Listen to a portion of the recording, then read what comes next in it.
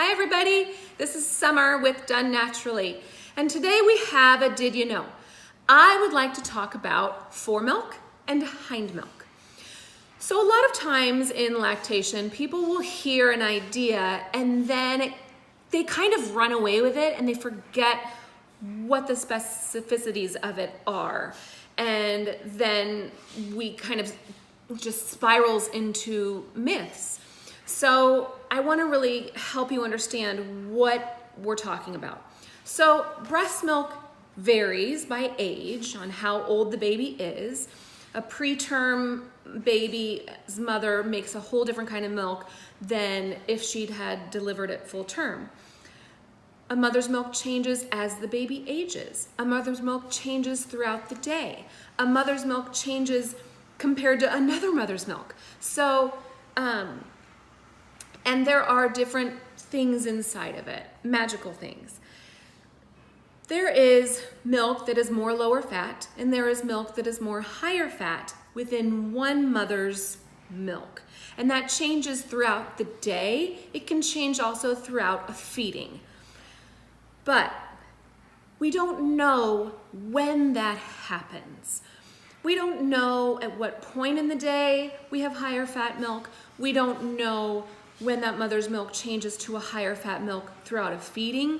Is it at 3 minutes into the feeding, 9 minutes into the feeding, 12 minutes into the feeding? No one knows.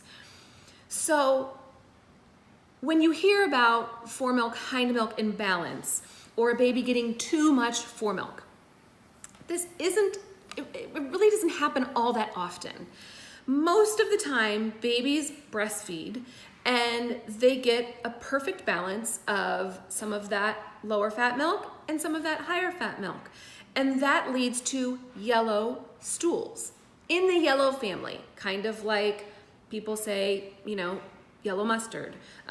It can sometimes be yellowish brown. Sometimes it has seeds in it. Sometimes it doesn't have seeds in it. It's quite runny. Sometimes it's pasty.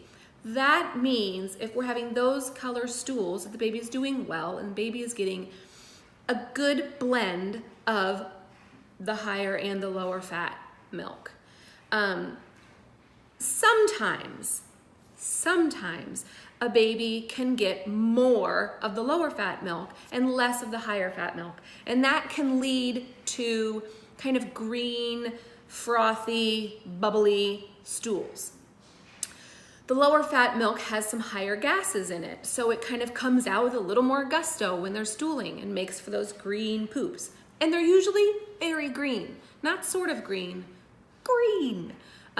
Like grassy green. I don't know if you can see what's behind me. I don't think you can, but green. And it's not a medical problem. It doesn't mean that the baby's not growing. In fact, a lot of times when that happens, it's because it's a mother who's had multiple children. She has an abundance of milk, and her letdown is quite voracious. And when it happens, the baby gets kind of waterfalled with milk in that beginning moment and gets a ton of milk in a small amount of time and, ends up getting more foremilk. It doesn't mean it's a medical problem.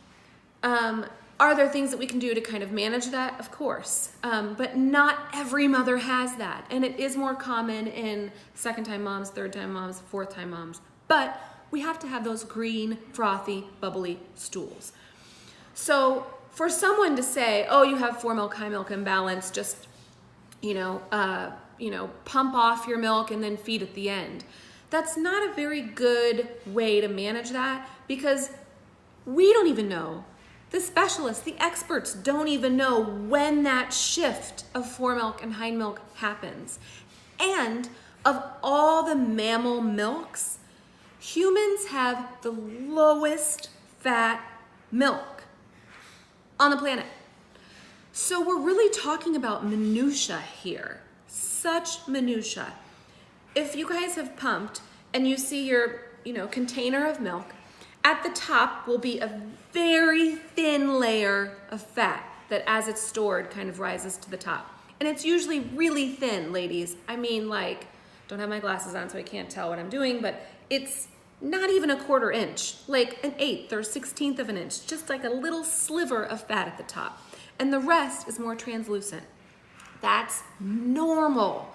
So I guess what I want to say here is we don't just want to tell everyone to do hind milk feedings or hind milk breastfeedings, or, because we're losing out on all over volume too. So moms have a volume capacity, and if we're reducing that volume because we're pumping some off, then we're only allowing a certain amount of volume to get into the baby. Will it be higher fat? I don't know. But we're also leaving less milk for the baby to have access to. So certainly if someone's having green frothy stools, they need to talk with someone. They need to call a lactation consultant and discuss with them about what to do, how they can manage that. And there's a lot of easy things to do to help that, to make those stools back to yellow. But if you're not seeing a problem with stools, it isn't a problem. So that's my dish on foremilk and hindmilk. I hope that helps you understand it, and I hope you guys have a good rest of your day. Thank you. Bye.